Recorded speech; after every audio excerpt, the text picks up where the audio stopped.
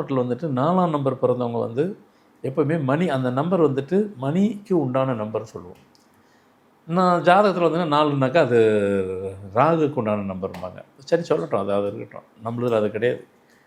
நம்மளது 4ஆம் தேதி அப்படின்னு பிறந்தாக்கவே 4, 13, 22, 31 எதுவாக இருந்தாலும் சரி பணத்துக்கு உண்டானது. அது அந்த அந்த நம்பர் அவங்க வீட்டில் பிறந்திருக்குன்னு சொன்னாக்கா பணம் அந்த வீட்டில் நடமாட்டம் இருந்துக்கிட்டே இருக்கும். ஒரு குழந்தை பிறந்திருக்குனாக்கா அந்த குழந்தை பிறந்ததுக்கப்புறம் தான் அந்த பேரண்ட்ஸுங்களுக்கு அந்த பணமே வந்துட்டு நிற்கும். லைஃப்லேயே வந்துட்டு பணம் மட்டும் இல்லை, லைஃப்பில் அவங்க அப்போ தான் செட்டில் ஆகிருப்பாங்க. இது பிரிவிசி பழைய இதுலேருந்து அவங்க செக் பண்ணி பார்த்தாலும் கரெக்டாக தான் இருக்கும். அதில் ஒன்றும் டவுட்டு கிடையாது.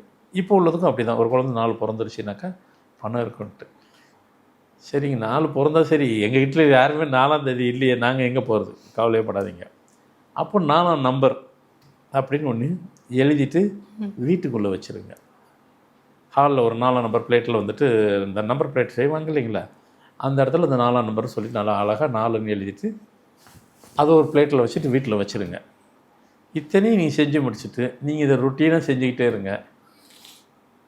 இல்லை பரவாயில்ல எங்களுக்கு போதுன்னு யாரும் சொல்ல போகிறதில்ல, பணத்தை அந்தளவுக்கு பணம் வரும்.